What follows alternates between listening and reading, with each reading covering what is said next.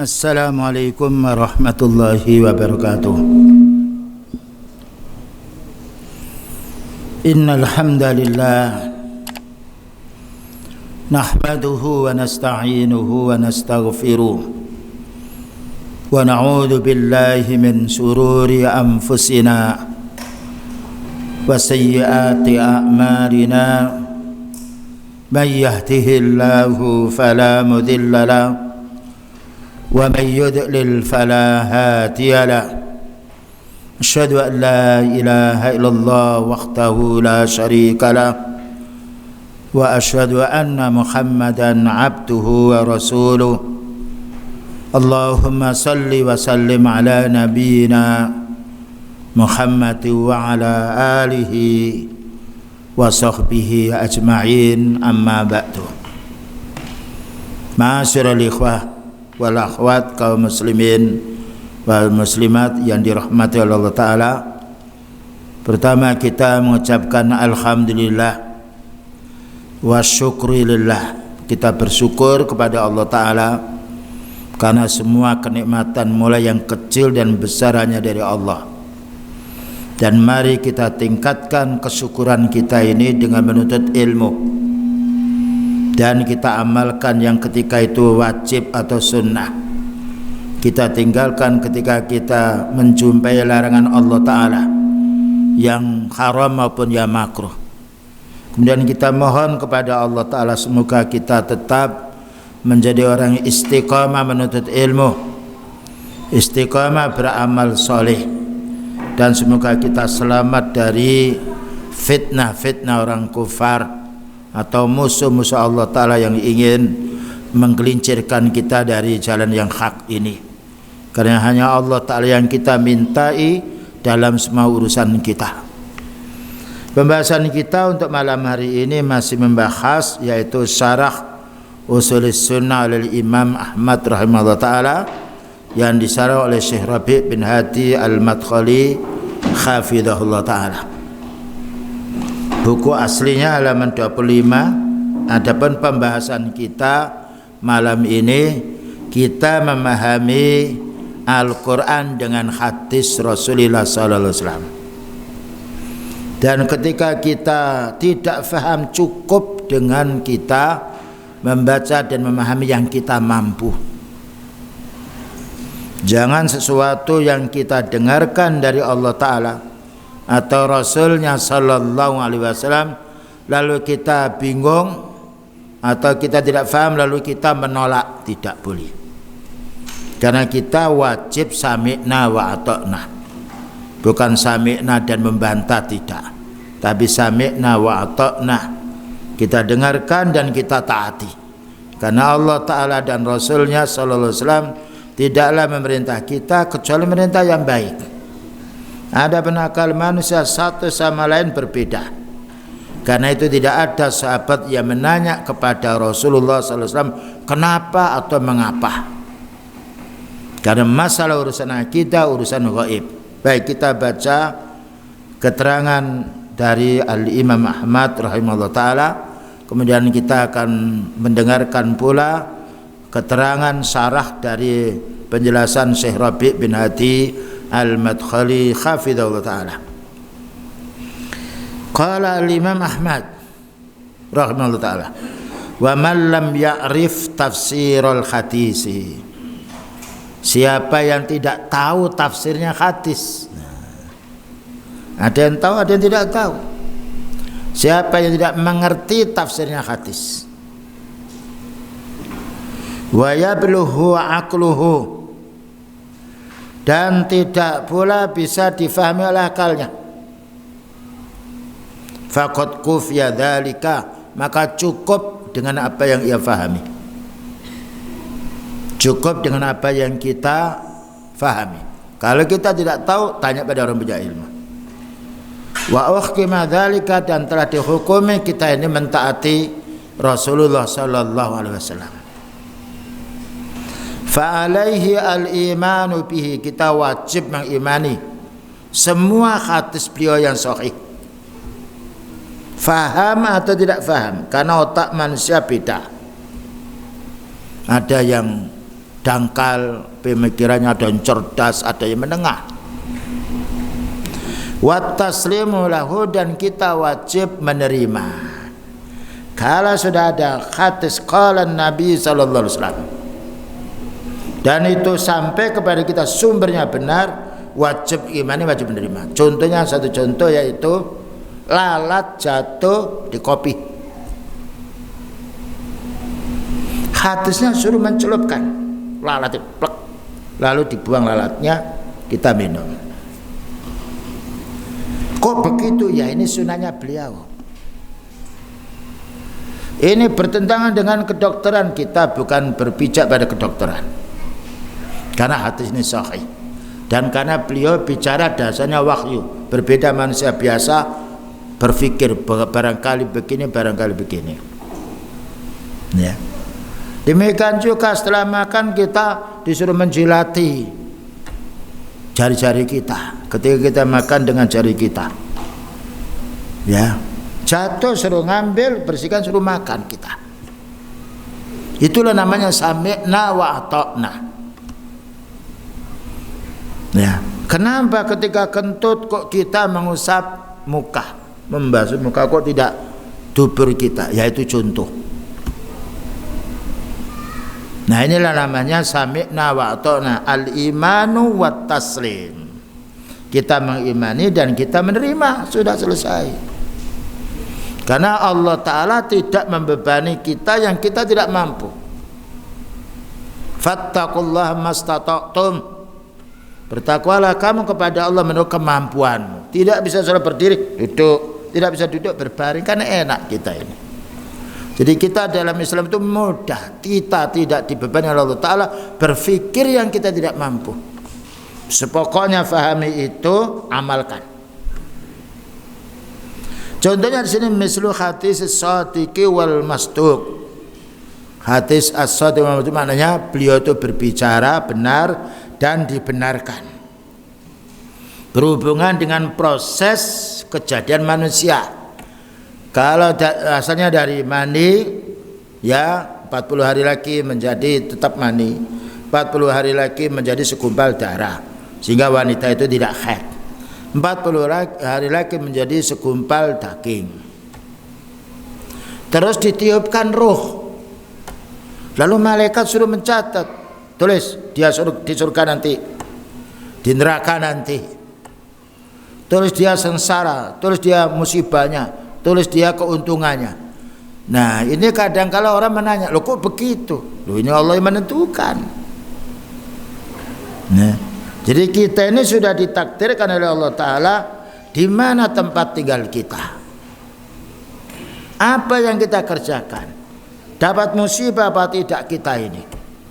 Cuma kita karena tidak tahu takdir itu, kita disuruh ikhtiar, suruh melaksanakan perintahnya, meninggalkan larangannya. Tapi kalau kita bisa melaksanakan perintahnya, meninggalkan larangannya, itu berarti pengantar takdir yang bagus. Selesai. Makanya ketika para sahabat menanya, mengapa walimah? Qala i'malu, sudahlah kamu beramal. Fakullun muyassarun lima khuliqa. Orang itu beramal akan sesuai dengan takdirnya. Mislu akhatisir ru'ya kulliha wa mislu ma kana mislahu fil qadar. Semisal tentang takdir. Nah, takdir itu sirrullah ta'ala ala ibadi, rahasia Allah Ta'ala yang Allah Ta'ala tidak memperlihatkan kepada hambanya. Dan ini dibantah oleh kelompok Qadariyah. Allah tidak menciptakan pekerjaan hamba, tapi hamba yang menciptakan. Kalau hamba yang menciptakan pekerjaan, berarti hamba itu enggak perlu sakit, tidak perlu kena musibah, wong pekerjaan dia menciptakan. Dan ini tidak beriman dengan takdir. Kebalikannya Jabriyah, berlebih-lebihan beriman dengan takdir, akhirnya tidak mau berusaha. Maka orang mukmin meyakini takdir karena itu perintah, dan juga berusaha karena Allah Ta'ala menyuruh kita untuk sholat, bukankah itu usaha? Menyuruh kita untuk siam, menyuruh kita nikah, menyuruh kita cari rezeki.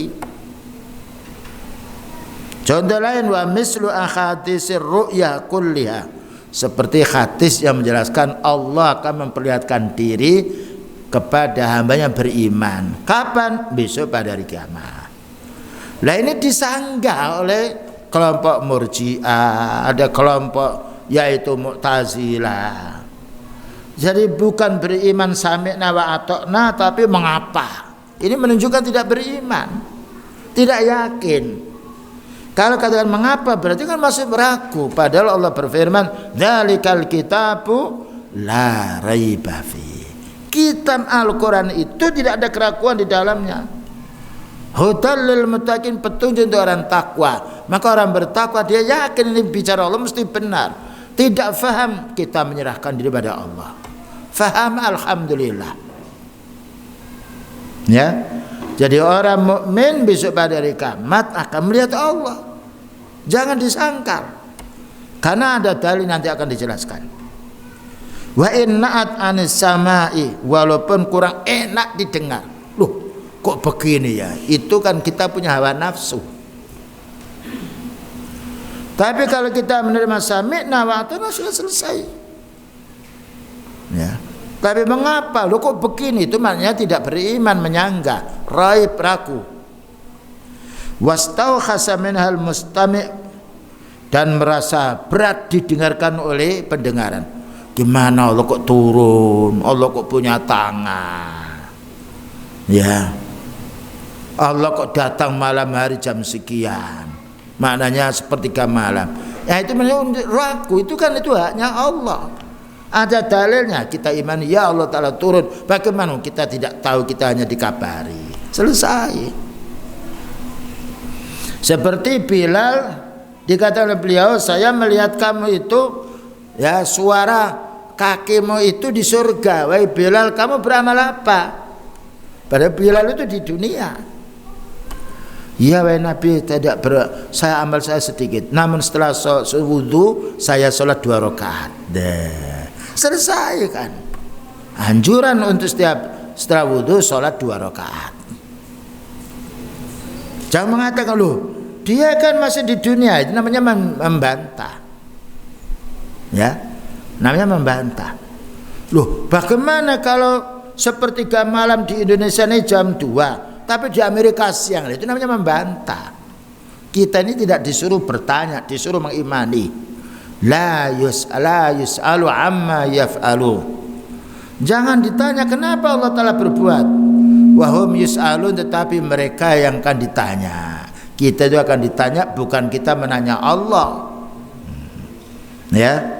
Wa innama alaihil iman, tapi kita wajib mengimani. Enggak paham cukup kita imani. Allah di atas arsy, kok begitu? Ini ayatnya ada. Bagaimana kita tidak tahu, kita hanya dikabari. Selesai. Wa alla yarudda minha harfan wahidan. Tidak boleh kita membantah, menolak satu huruf saja dari hadis beliau yang sahih. Bagaimana menolak hadis ahad oleh kelompok-kelompok Khawarij yang lainnya? Kalau hadis ahad ditolak, hadis mutawatir diterima. Itu mana dalilmu? Bagaimana manusia menghukumi Rasulullah sallallahu alaihi wasallam? Bukankah beliau mengutus Mu'ad bin Jabal ke Yaman 1 orang? Itu namanya ahad. Beliau sendirian seorang utusan ahad. Allah al-ahad. Qul wallahu ahad. Kenapa tidak ditolak? Inilah orang kalau dalam Islam diotak-atik dengan pikiran, mereka murtad nantinya. Seperti ahli kalam. Jadi kita mendengarkan dan yaitu menerima. Belum faham, kita istighfar pada Allah Ta'ala. Nanti akan dikasih pemahaman. Wa khairiha minal akhatisil maksurati anis siqat. Dan hati yang lain yang kuat wajib kita imani, ya. Karena kita tidak boleh membantah. Dalam satu ayat, ma yujadilu fi ayatillahi illa alladzina kafaru. Surat Ghafir atau surat Mu'minah ayat nomor 4. Tidaklah yang membantah ayat Allah atau hadisnya beliau yang sahih, melainkan kufur. Kita disuruh beriman kok. Ya ayyuhalladzina amanu atiiullah wa atiiur rasul. Wahai orang beriman, taatilah Allah Ta'ala dan taatilah Rasul. Orang yang membantah ayat Allah atau hadis menganggap dirinya itu lebih pintar daripada Allah. Itulah ilmu kalam, ilmu cital. Yang mereka meninggal dunia dalam keadaan bingung.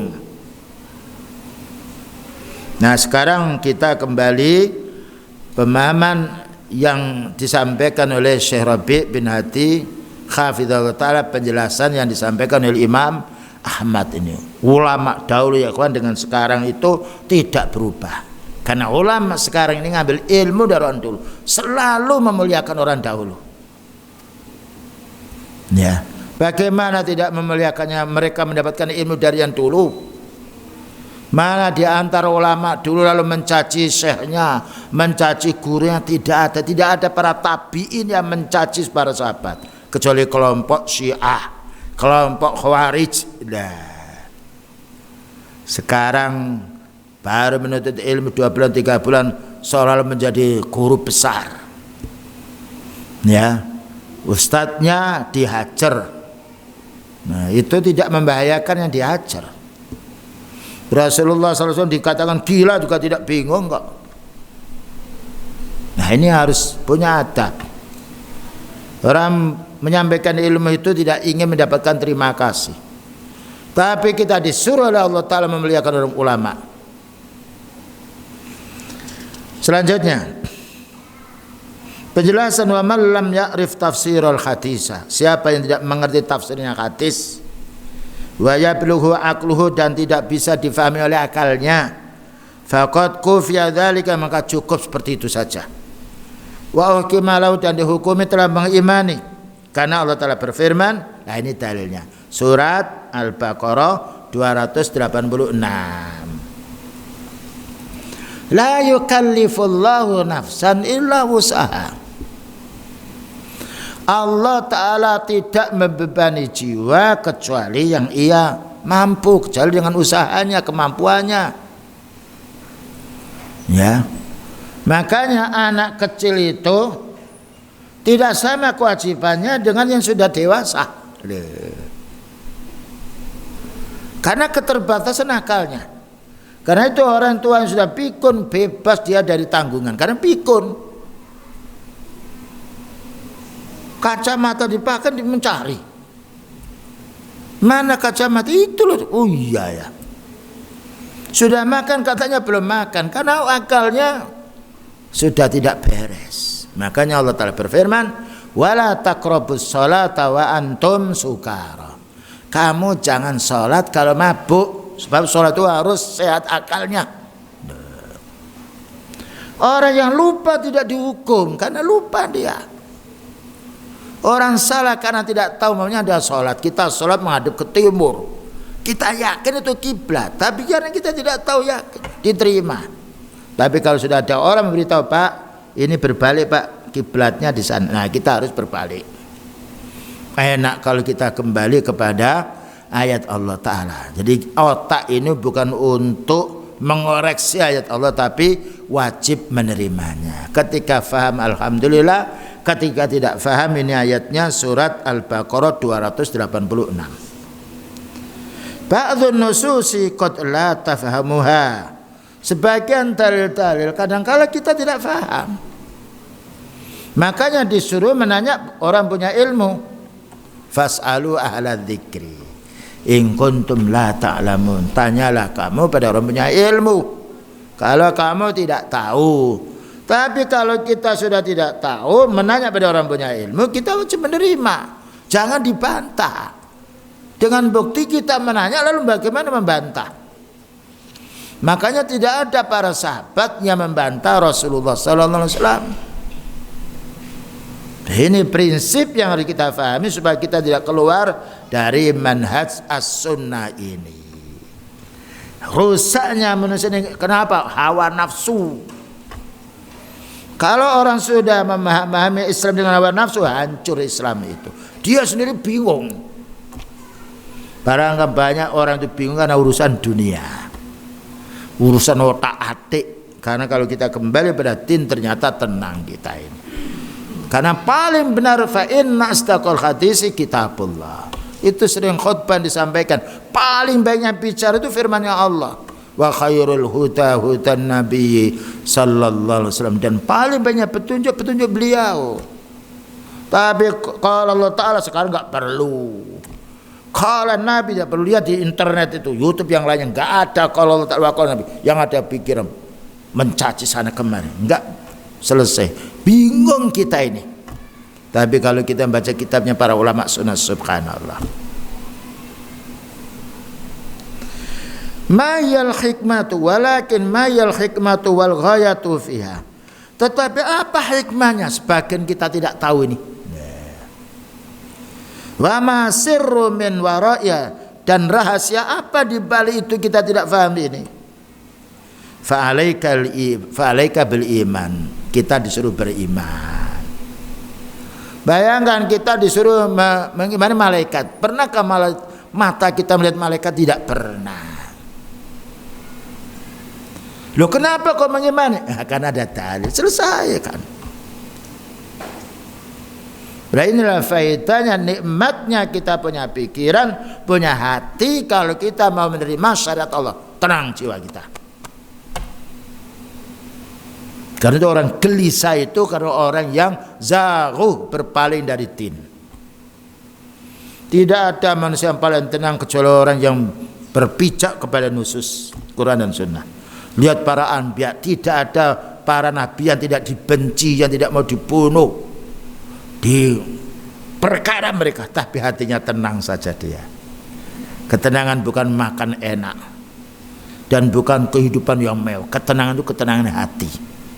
Dan ketenangan hati itu hanya satu, ala bi dzikrillah tatmainnul qulub. Ingatlah dengan zikrullah menjadi tenangnya jiwa. Apalagi kita mau memahami Al-Quran. Oh iya, ada peristiwa, oh ini loh dalilnya. Selesai. Dalil itu lebih mantap daripada obat. Ini kita dapat musibah, ini loh dalilnya. Ini ayatnya, selesai dia. Li'anna hadza muqtadul iman, karena ini menunjukkan perkara iman. Bagaimana kita mau menanya? Iman, dikatakan iman itu pekerjaan hati yang kita mengetahui dengan dalil, tidak bisa diterka oleh pikiran kita. Bayangkan kalau kita mau berpikir perkara yang sudah jelas, telur itu kan isinya apa? Putih dan kuning. Loh, kok menetas ayam? Kenapa kita tidak heran? Telur ini kalau kita buka tidak ada paruhnya, tidak ada bulunya, tidak ada tulang. Kita tidak heran seperti itu. Padahal dari putih dan juga kuning. Kalau itu putih dan dari telurnya bebek keluar bebek, burung keluar burung. Kenapa kita tidak membantah? Karena mata kita melihat. Masalah iman kita tidak tahu, makanya disuruh mengimani perkara gaib, mengimani Allah. Karena mata kita tidak melihat, iman itu suruh yakin. Ya, karena kita tidak melihat di kabar, suruh yakin, dan mesti yang disampaikan oleh Allah Ta'ala itu benar. Beriman pada malaikat kita tidak tahu. Beriman kepada yakni kitab Allah, ya. Beriman pula kepada utusannya Allah Ta'ala. Beriman kepada hari kiamat. Beriman dengan takdir. Ini perkara yang gaib, yang tidak bisa dijangkau dengan otak manusia. Kita yakin dengan dalil. Amantu bil ghaibi, amantu bi anna Muhammadan haqqun. Kita wajib mengimani perkara gaib, tandanya orang yang bertakwa di dalam surat Al-Baqarah yang pertama atau yang kedua, Pak? Alladzina yu'minuna bil ghaibi. Dalikal kitabu la raiba fihi hudan lil muttaqin. Quran ini petunjuknya orang takwa. Alladzina yu'minuna bil ghaibi. Orang takwa itu orang yang beriman perkara gaib yang tidak bisa dijangkau oleh otak, tidak bisa dijangkau oleh mata. Berarti kalau tidak beriman gaib, kafir, bukan orang muttaqin tapi orang fujar. Menakkan kita itu.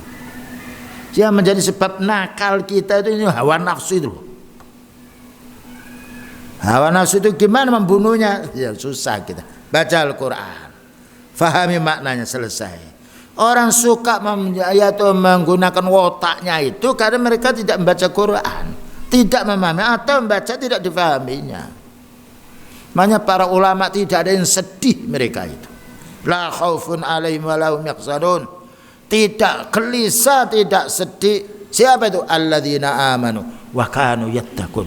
Orang yang mengimani urusan gaib dan dia bertakwa, melaksanakan perintah Allah, meninggalkan larangannya. Nikmat. Dan kenikmatan iman takwa ini tidak bisa dipinjam, tidak ada toko jual beli. Yang bisa menikmati adalah orang berilmu, beramal itu. Makanya ada orang 2, 3 berjalan itu beda. Yang satunya berani, yang 2 bingung dia. Ya, dalam sholat pun satu baris, tapi kenikmatan, ketegangan dalam hati beda dia. Ya, inilah hikmahnya. Beliau mengatakan ala at-taqwa hauna. Ketakwaan orang itu dilihat dari hatinya. Wa annal Qur'ana haqqun. Sungguhnya Al-Qur'an itu benar. Sudah benar. Ya. Beliau dengan bukti tidak pernah berubah. Hadisnya beliau ditulis oleh sekian para ulama sunnah. Sekarang peraturan di dunia mana yang kekal semisal Al-Quran dan hadis tidak ada. Apa kurang percaya kita ini? Punya sumber yang sangat baik, yang tidak bisa dibantah dengan otak manusia. Lah kok masih ragu-ragu ini karena apa? Karena kita ini selalu banyak melihat internet. Bayangkan coba antum usahakan setengah jam atau 1 jam, 24 jam ambil 1 jam, baca Quran dan fahami maknanya, fahami hadis 1 jam saja akan kelihatan. Bagaimana kalau 2 jam? Kalau baca Quran itu 1 juz itu 40 menit. 1 juz itu standar, tidak terlalu lambat, tidak terlalu cepat. Antum bisa buktikan. Hanya 40 menit. Tapi difahami orang bisa memahami maknanya. Subhanallah, kenikmatan yang mengalahkan nikmatnya makan yang hanya di lidah. Kenikmatan iman menjiwai semua anggota badan. Bergembira di mana tempat dia ketika ada musim, ini ayatnya. Ketika ada permusuhan, ini ayatnya. Senantiasa diingat ayat Allah, bukan makanan. Nah, ini yang perlu kita mantapkan kita ini. Kita malu di hadapan Allah kalau sudah umur 60 membaca Quran belum bisa. Bahasa Inggris lancar. Ya. Mati kita ini akan ditanya oleh Allah Ta'ala, siapa Rabb kita, siapa Nabi kita, apa agamamu. Nah, itu tidak mungkin kita akan bisa menjawab kalau kita tidak banyak belajar. Seperti orang tidak tahu urusan video, suruh jawabnya tidak bisa, harus menanya. Nah, berikutnya wa annahu la yantiqu anil hawa wa ma jaa bihi Muhammadun haqqun. Yang disampaikan oleh beliau sallallahu alaihi wasallam mesti benar dengan bukti tidak berubah. Wa annahu la yantiqu anil hawa, karena beliau tidak bicara dengan perasaan, dengan penemuan, dengan mimpi, tidak. Berbicara dasarnya wahyu.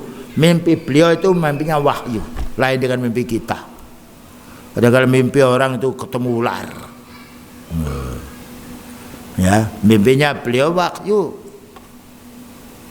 Fama arafta falhamdulillah. Kalau kamu bisa faham, alhamdulillah. Wa ma lam ta'rif, yang kamu tidak faham, fakilhu ila alimihi, serahkan pada yang punya ilmu. Wa qad kafaka, cukup. Nah, enak kita ini menurut Islam itu. Nah, tidak kita ini dituntut sesuatu yang tidak mampu. Beda dengan peraturan manusia, kalau nggak bisa, nggak boleh kerja di sini. Bayangkan kalau kita ini sakit, lumpuh, atau sakit tidak bisa berjalan, mau kerja di pabrik, suruh pulang, kita tidak dikasih duit. Ya, mungkin kalau 1, 2 mungkin. Itu selamanya tidak, karena orang kerja butuh badan sehat. Tapi kalau kita ini tidak mampu berdiri, sholat boleh dengan duduk. Subhanallah. Tidak bisa duduk, boleh dengan berbaring. Pahalanya sama dengan berdiri. Karena berbaringnya bukan karena malas, tapi karena ketidakkemampuannya. Fattaqullaha mastata'tum. Bertakwalah kamu kepada Allah menurut kemampuanmu. Cari peraturan dunia yang semisal Islam tidak ada. Karena Al-Islamu ya'lu wa la yu'la alaih. Islam itu tinggi derajat dan tidak ada yang bisa melebihi ketinggiannya. Makanya ini dunia yang digarap itu bagaimana Islam itu mati. Yuriduna liyutfi'u nurallahi biafwahi. Mereka ingin memadamkan Islam dengan mulut-mulut mereka. Tetapi wallahu mutimmu nuri. Allah yang menyempurnakan cahaya Islam ini. Sejak dulu mulai para nabi, para rasul yang dibenci itu para utusan Allah bukan karena mencuri, bukan karena mengambil haknya orang lain, bukan karena menzinai wanita, tidak, karena istiqamahnya di atas yang hak. Lah. Padahal orang Islam itu orang paling bagus, tapi hawa nafsu tidak senang dengan Islam, dan itu kita buktikan sendiri. Bangun malam itu kalau untuk sholat berat, tapi kalau dibangun nanti kita rekreasi sama-sama, cucu semuanya bangun semuanya. Nah, bayangkan nanti besok ya, kamu siap bangun malam ya. Kalau tidak bangun, saya tidak ajak pergi ke pantai. Bangun mereka, bangun ke pantai. Bangun sholat belum tentu mau dia. Karena sholat itu dibenci oleh hawa nafsu, maksiat disenangi oleh hawa nafsu. Kita lanjutkan. Ada pertanyaan di sini. Nah, yang disampaikan para pendengar kepada Syekh Rabi' bin Hadi Al-Madkhali. As-su'alul awal. Hunaka min ikhwanina as-salafiyin man yusalisuna ahlal ahwa. Ya Syekh, ada saudara-saudara kita yang salafi ini, mereka itu berteman dengan orang-orang penyembah hawa nafsu. Bagaimana hukumnya? Ya ikhwan, memelihara ilmu itu lebih sulit daripada memelihara unta atau kambing, karena bisa disuruh orang, menyuruh orang, itu kambingku pelihara.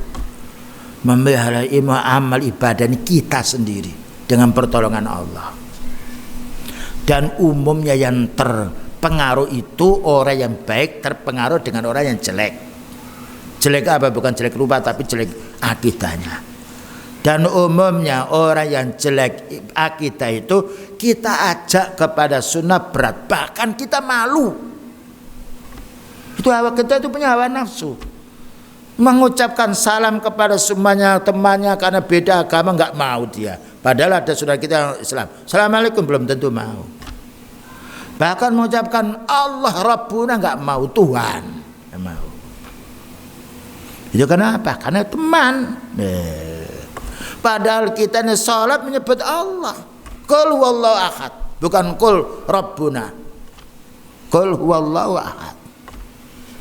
Nah, ini pertanyaan bagaimana Syekh, saudara kita salafiyin ini bolehkah duduk-duduk dengan orang penyembah hawa nafsu yang mendahulukan rasionya? Saat kuru ba'dal amsila lakum, akan saya sebutkan contohnya untuk Syekh ini.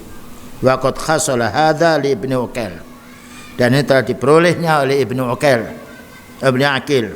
Wa khasala al-Baihaqi, dan juga telah diperoleh oleh Imam Baihaqi. Wa khasala lil Harwi, dan juga pernah dialami pula oleh Imam Harwi. Wa khasala li kasirin, dan banyak pula yang yaitu mengalami seperti ini. Wa kasirin alam tidak di tarikhil islami, dan banyak kita buktikan sepanjang sejarah Islam. Wal kasiru ightarru bi anfusihim, umumnya orang bergaul dengan penyembah nafsu itu tertarik, tertipu dengan hawa nafsu. Fajalasu alal awai fadau. Mereka memberanikan diri untuk duduk-duduk dengan penyembah hawa nafsu itu, selalu mereka sia-sia.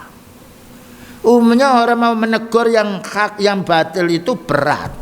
Tapi orang yang berbuat batil, mengajak orang yang hak kepada kejahatan itu tidak malu, karena setannya yang mendorong.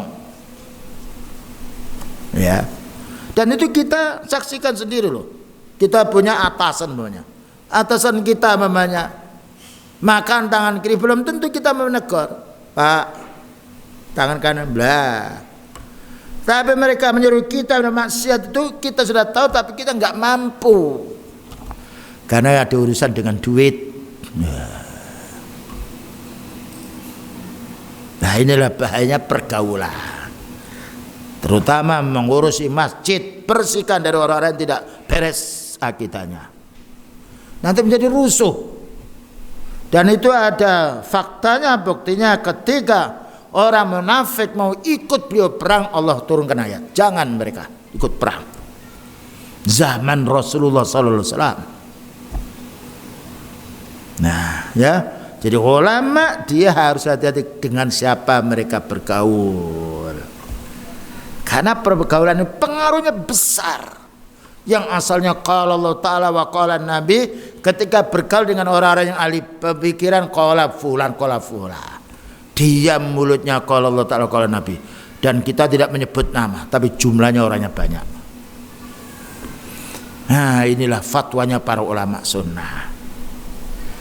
Wa fi hadzal asli, dan menurut asalnya ini ibarun wa idatun kasiratun, merupakan pelajaran dan perhatian yang banyak. Wa kasratun khasalat li unasin kanu yattabi'un as-salafiyin, banyak orang yang asalnya mengikuti as-salaf tetapi falimu jalasatim, karena duduk dengan si fulan, gurunya sendiri, ustaznya dia dicaci maki. Karena apa? Beda dengan kawan ini, memang berat kawan ini. Wa mukhalatatihim, dan karena bergaul dengan mereka. Wa qira'atihim li kutubi ahlil batil, dan karena membaca kitab mereka. Karena apa? Orang munafik itu kalau bicara menarik, kalau orang Islam bicara itu apa adanya, pahit ya dikatakan pahit, ketir ya ketir, manis ya manis, enggak ada penipuan. Orang munafik yukhati'un Allah, menipu Allah. Walladzina amanu, menipu orang mukmin. Ini wasiatnya para ulama sunnah. Fanasihatun lihaula, maka nasihatku katanya Syekh Rabi untuk orang-orang yang bergaul, mencoba bergaul mendekati mereka ini, ayyastafitu min ikhwanihim, hendaknya mengambil faedah dari ikhwan-ikhwan mereka yang terjerumus duduk dengan mereka itu. Wa yastafitu qabla dzalika min hadzal manhajil azim, dan harus mengambil faedah pula, yaitu ceritanya orang-orang dahulu. Alladzi yahussuka 'ala salamati, yang mengajak kamu supaya selamat, wan najati bi nafsika, dan supaya dirimu selamat. Fa wallahi innas salamata la ya'tiluha syai'un, demi Allah katanya Syekh Rabi, keselamatan itu, keselamatan iman tidak bisa ditandingi oleh apapun. Makanya para ulama sunnah ketika Imam Malik didatang, Imam Malik ini Imam Darul Hijrah, didatangi kelompok Mu'tazilah, saya akan membacakan ayat, disuruh pergi. Didatangi orang Mu'tazilah, menanya dia, Aina Allah, menanya Ar-Rahmanu 'alal 'arsy istawa, Allah itu di atas, ya, di atas ars itu gimana? Disuruh dijawab. Setelah itu disuruh keluar, suruh keluar orang itu. Padahal sudah dijawab dengan bagus. Karena apa? Karena khawatir ulama sunnah ini, khawatir tentang dirinya sendiri. Ketika datang ke subhat, lalu subhat itu kalau sudah masuk ke hati repot untuk keluar. Seperti ikan kalau sudah masuk ke wuwu, kalau keluar dadal semuanya mukanya ini. Nah harus terpaksa dia di wuwu itu sampai mati dia. Nah inilah perlunya kita kepada siapa bergaul, ya. Menyelamatkan akidah ikhwan penting sekali. Karena umumnya mereka itu akidah kita ini hilang dengan fulus tweet, gitu. Dengan kursi, tapi bukan kursi ini. Nah ini hati-hati, ya. Kita bersabar sejenak, keselamatan untuk selamanya. Wasu'alu tsani, pertanyaan nomor 2. Kita dengarkan adzan dulu. Nah, kita lanjutkan soal yang nomor 2 yang disampaikan oleh pendengar kepada Syekh Rabi bin Hadi Al-Madkhali hafidhahullah taala.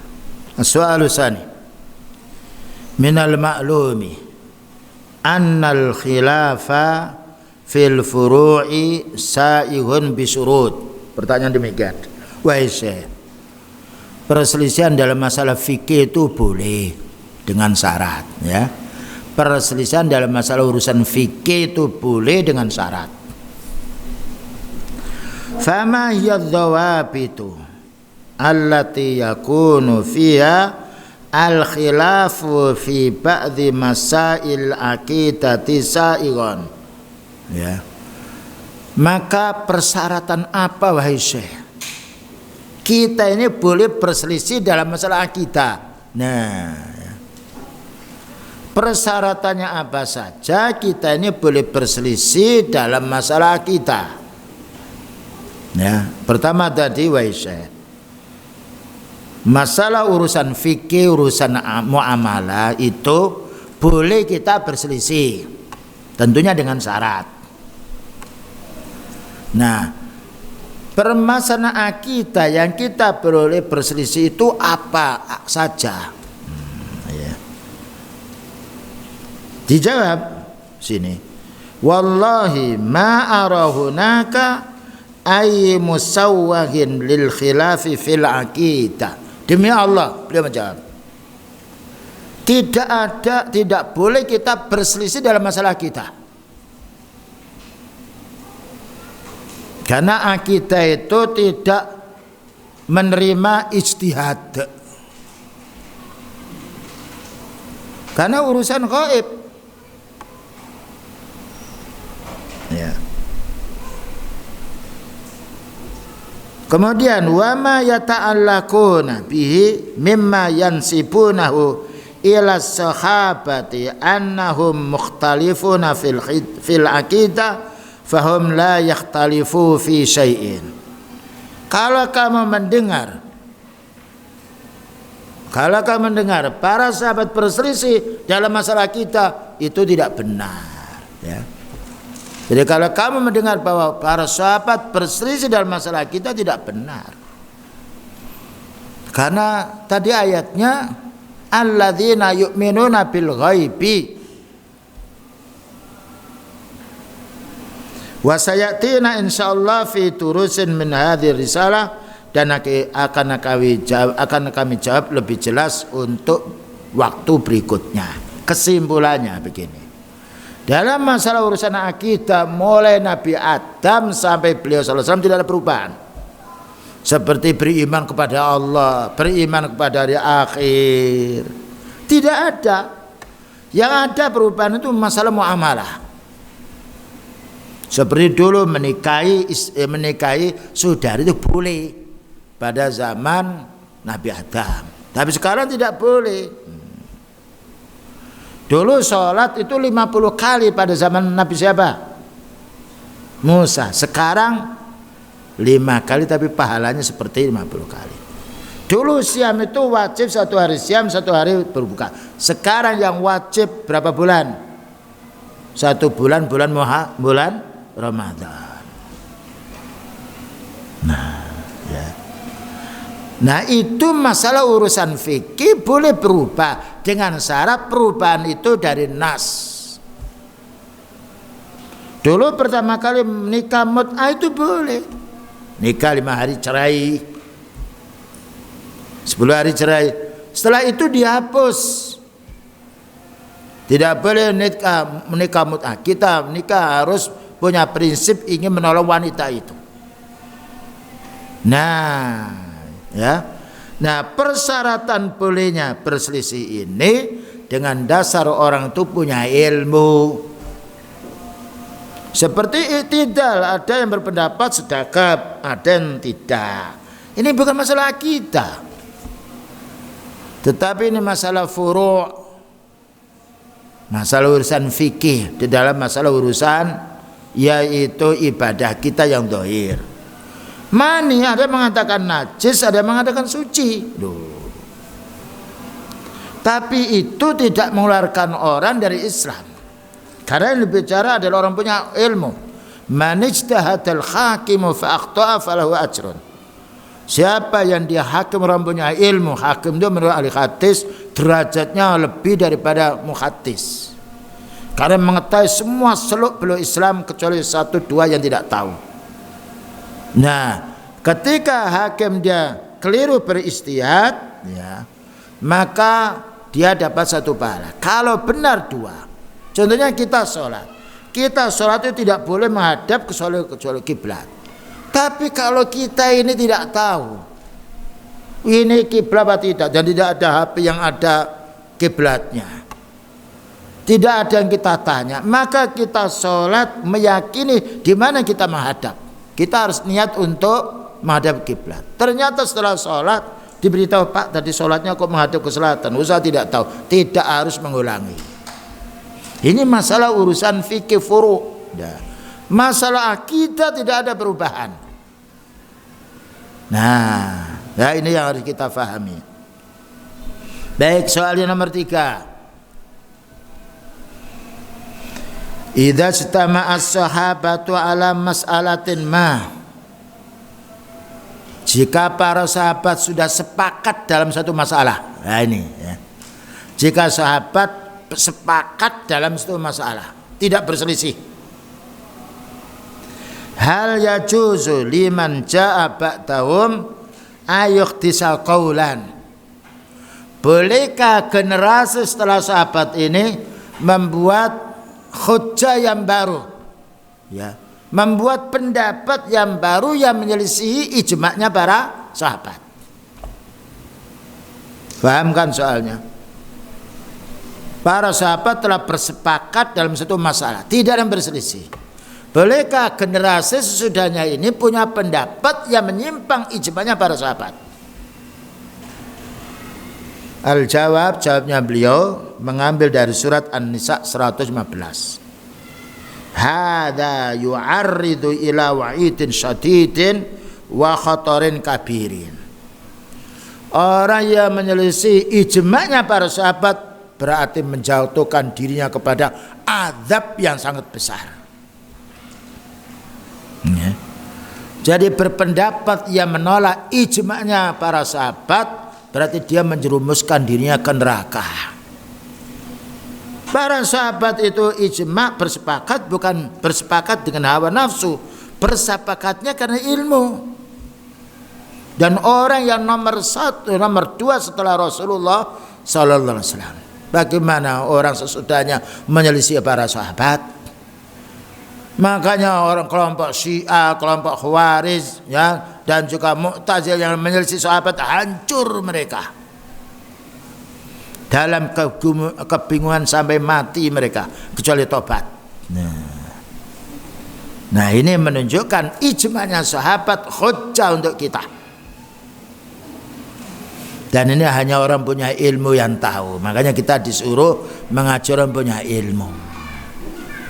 Orang yang alim ketika ditanya tidak tahu, jangan memberanikan diri saya tahu. Jangan orang alim. Rasulullah SAW ketika ditanya yas'alunaka 'anir ruh, mereka orang Yahudi menanya kepadamu tentang ruh, qulir ruhu min amri rabbi, katakan wahai Nabi, urusan ruh itu Allah, saya tidak tahu. Nah ya, ini pertanyaan yang harus kita pahami. Kalau ijma' sahabat, kemudian ada orang yang menyelisih ijma', ini jelas memasukkan dirinya ke neraka. Dengan dasar surat An-Nisa 115. Wa may yushaqiqir rasulah min ba'di ma ja'ahumul huda min ba'di ma tabayyana lahul huda wa yattabi' ghaira sabilil mu'minin nuwallihi ma tawalla wa nuslihi jahannama wa sa'at masira. Artinya, wa may yushaqiqir rasulah, barang siapa yang menyimpang dari sunnahnya beliau. Menyimpangnya ini mim ba'di ma tabayyana lahul huda, setelah jelas nampak dalil kepada si dia.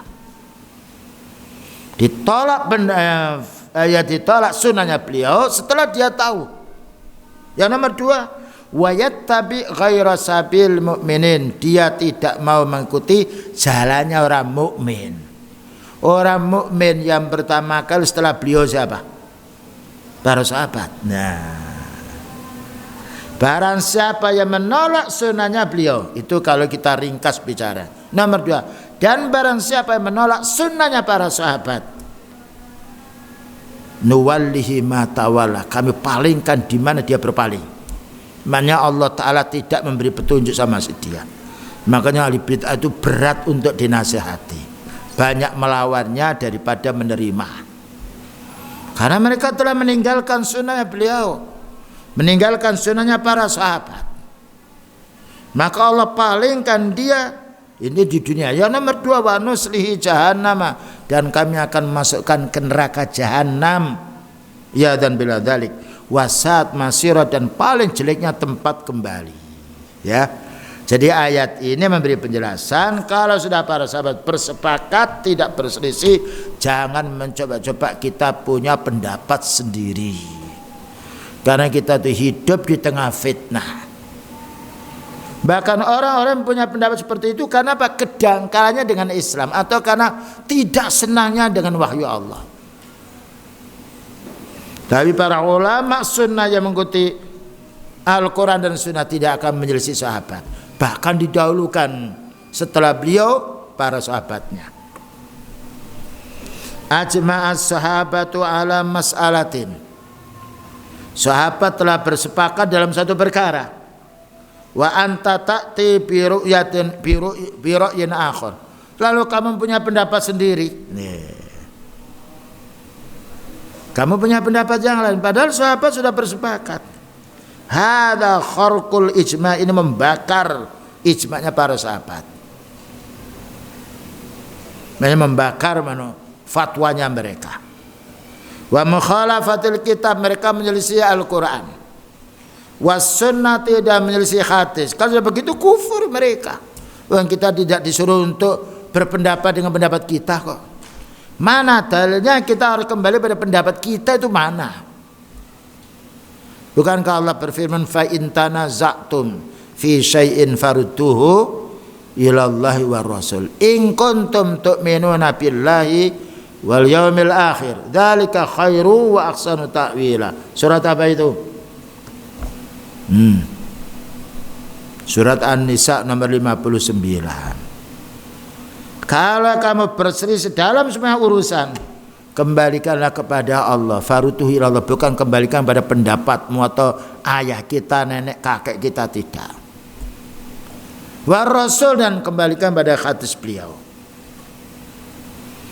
Kalau kamu itu orang beriman, nah, in kuntum tu'minuna billah, dan mengimani hari pembalasan.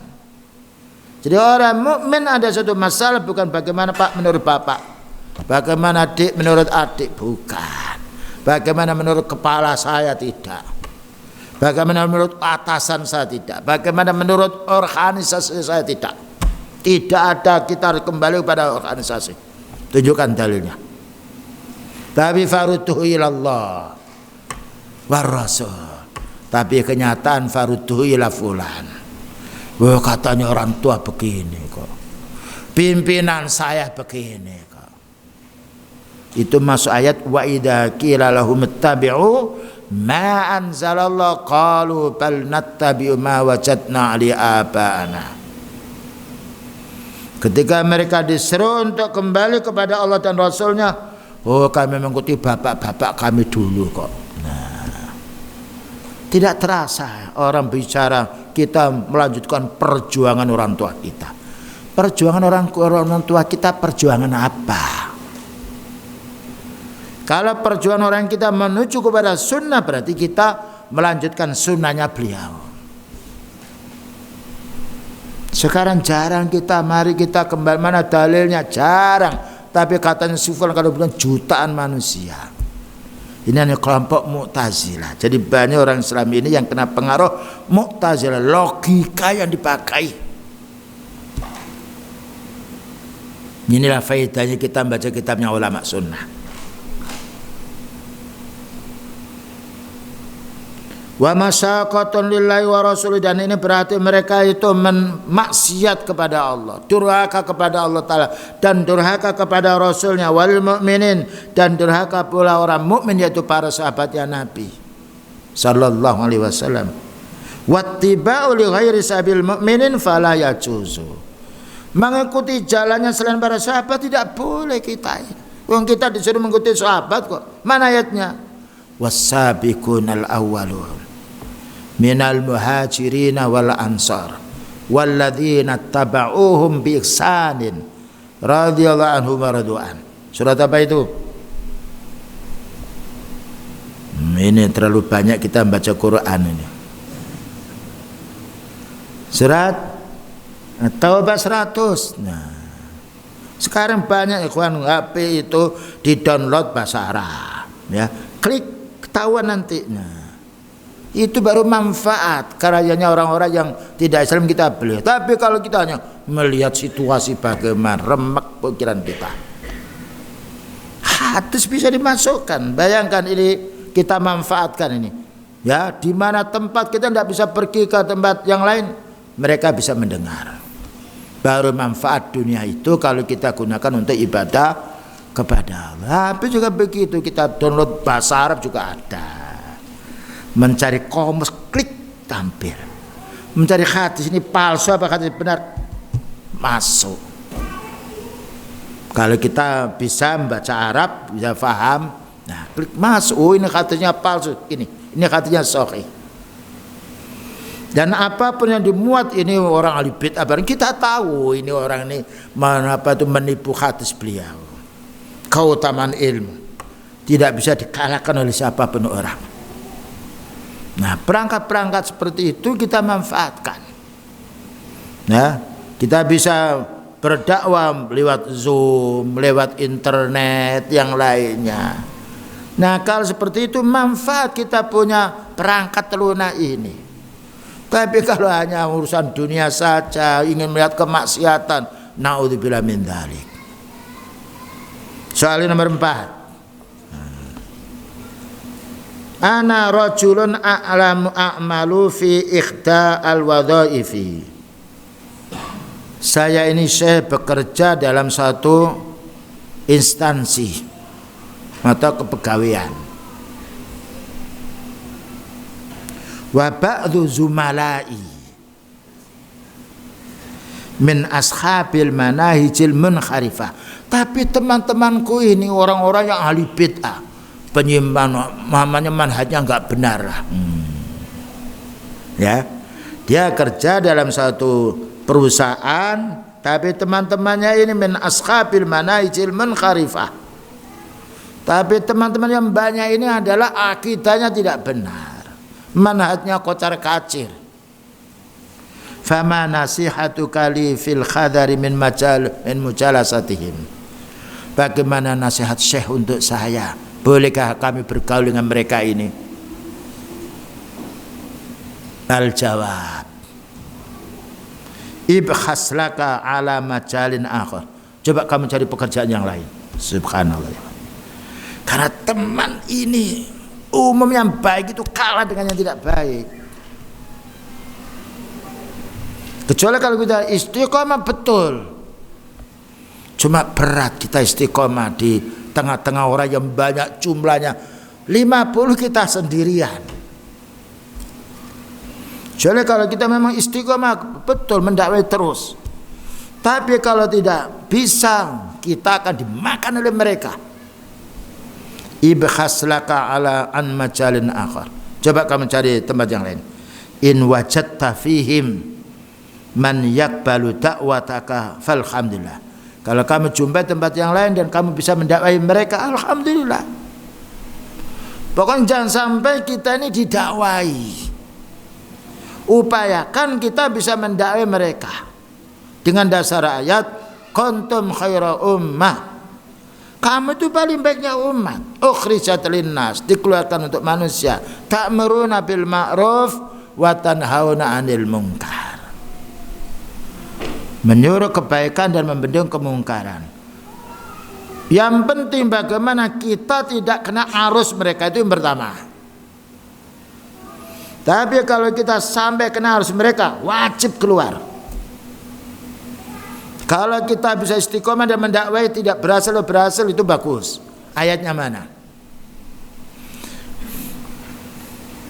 Innal ladzina tawaffahumul malaikatu dzalimi anfusihim. Coba siapa yang punya HP itu bisa cari ya. Innal ladzina tawaffahumul malaikatu dzalimi anfusihim. Ketika Allah Ta'ala mencabut hamba Allah Ta'ala yang berbuat zalim dirinya, qalu fima kuntum. Ditanya oleh mereka, kenapa matimu kok seperti ini? Ya. Naik ke atas turun lagi, nazaknya begitu berat. Jawabnya, qalu kunna mustad'afina fil ard. Begini wahai malaikat, kami ini di dunia orang tertindas. Apa katanya duran? Apakah itu bisa diterima oleh malaikat? Ya. Kalau jawabnya malaikat, alam takun ardullahi wasi'atan fatuhajiru fiha. Bukankah bumi Allah Ta'ala itu luas sehingga kamu bisa pindah ke tempat yang lain? Ternyata udzur itu tidak diterima. Jadi apa yang disampaikan oleh Syekh Rabi ini benar, walaupun tidak disebutkan dalil, tapi itu dalilnya. Ya, dicoba itu dia cari ayatnya itu. Terutama para saat itu harus tahu mendownload itu, klik ayatnya sekian. Jadi malaikat menanya, alam takun ardullahi wasi'atan fatuhajiru fiha. Bukankah bumi Allah Ta'ala luas sehingga kamu bisa hijrah? Nah ini. Tapi kalau kita bisa bertahan, bismillah. Bertahannya kita di tengah kelompok yang tidak benar itu pelajaran untuk mereka.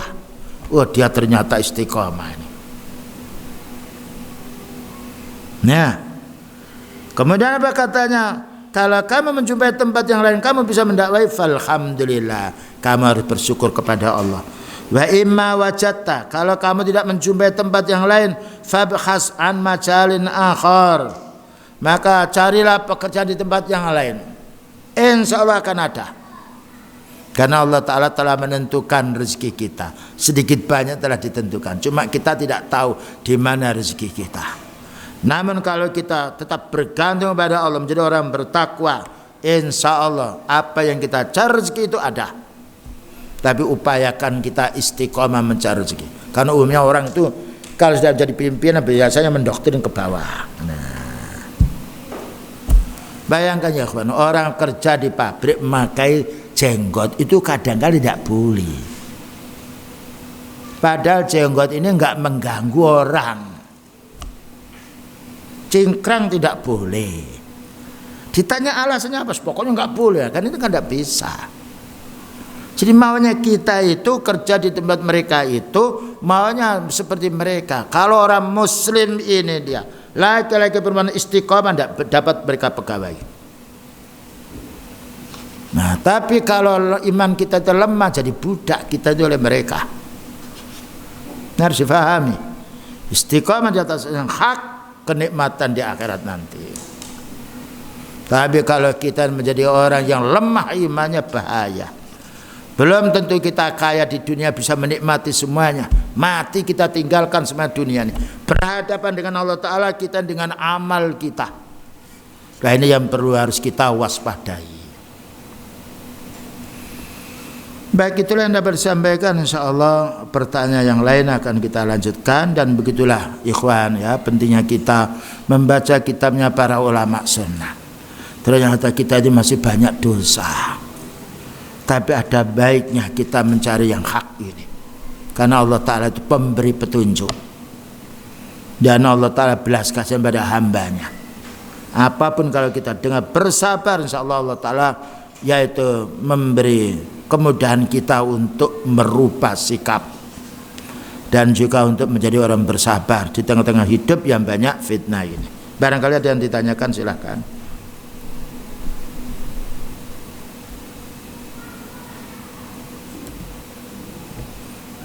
Ya. Waalaikumsalam warahmatullahi wabarakatuh. Ada video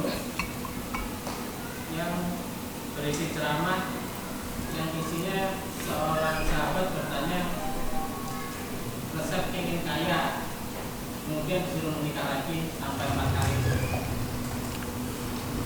Wah, saya kok belum tahu katanya menikah lagi sampai 4 kali itu. Kalau ada ayatnya, fal yasta'fifil ladzina la yajiduna nikahan hatta yuhnihimallahu min fadli. Hendaknya bersabar yang belum nikah sampai Allah Ta'ala memberi kecukupan. Fankihu ma taba lakum minan nisa'i masna wa sulsa wa ruba wa in khiftum alla ta'dilu fawahida. Nikahi wanita itu 2 atau 3 atau 4 kalau kamu mampu. Kalau tidak mampu ya 1 saja. Itu pun 1 kita harus berbuat adil. Itu dalil yang kami jumpai. Masalah kita yang disampaikan tadi itu. Nah, yang tidak tahu saya tanya pada mereka kalau ada hadis saya terima. Kalau hadis sahih akan saya rala.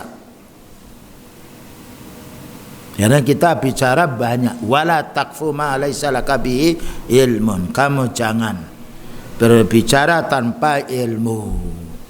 Nah, orang yang belum mampu menikah itu enggak boleh memaksakan diri. Hendaknya bersabar dulu cari duit, ya. Apalagi pada zaman sekarang orang tuh lahir enggak seperti dulu. Dukun desa, ya. Jamu air mancur 1 kotak ini selesai. Sekarang di USG Wini 24 datang kemari lagi ibu sana lagi perlu operasi berapa itu. Nah, sekarang banyak masalahnya, yaitu tadi inilah teknologi canggih. Nah, gimana kita menikah? Kita wajib menafkahi istri. Tanggung jawab kita, anak harus kita nafkahi. Makanya ya masyarus sabab, man istata'a minkumul ba'a falyatazawwaj.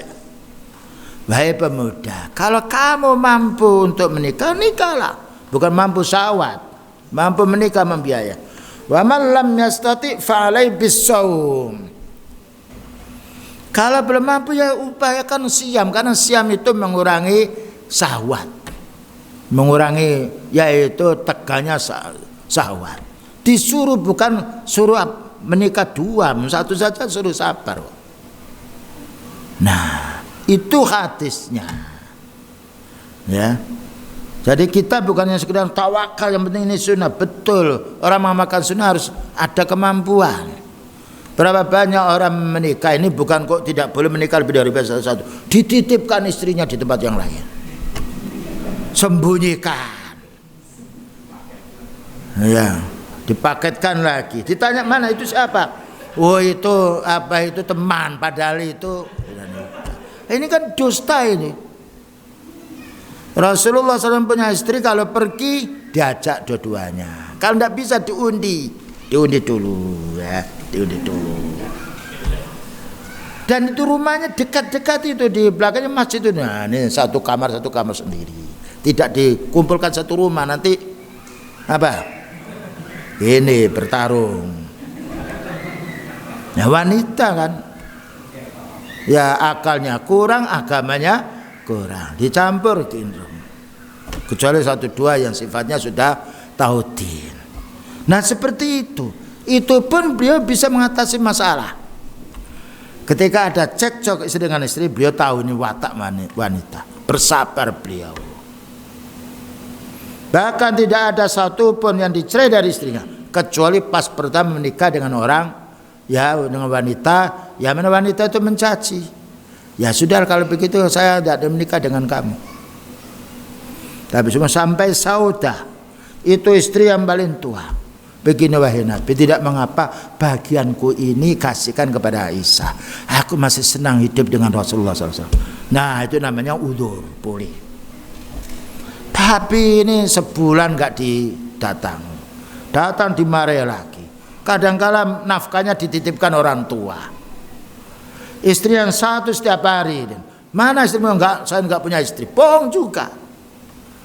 Nah, itu kalau orang awam yang mengerjakan, yang begitu, orang nggak ambil pusing. Tapi kalau seorang ustadz mengaku salah seperti itu, bingung pula kita. Loh, ustadz kok begitu? Makanya landasan kita bukan ustadz, Nah, Ustaz bisa mengantuk, bisa tidur ya yang lainnya. Nah, kalau punya istri itu harus giliran, bahkan beliau tuh setiap sore mengunjungi semua istrinya. Ya berwudu, kalau berwudu di tempat itu yang lain berwudu di tempat itu. Kalau malam bergiliran. Siapa yang tidak senang kalau setiap hari orang menikah itu sebagaimana seorang suami ingin ketemu istri saya mana. Seorang istri juga begitu, mana suami saya kok nggak ada. Dia di situ beberapa hari, saya hanya di 1 bulan sekali. Walaupun tahu umpamanya ridho si istri itu, tapi ya ini bahaya. Mungkin ridho karena keterpaksaan dia, tapi wanita begitu, kurang akalnya, kita harus memakluminya. Makanya harus berbuat adil. Kalau tidak, sengklek pundaknya besok pada hari kiamat. Ini bukan berarti melarang orang yang sifatnya ta'addud, silakan, tapi harus jujur, siko dan benar, dan harus adil. Dari lagi ditanyakan?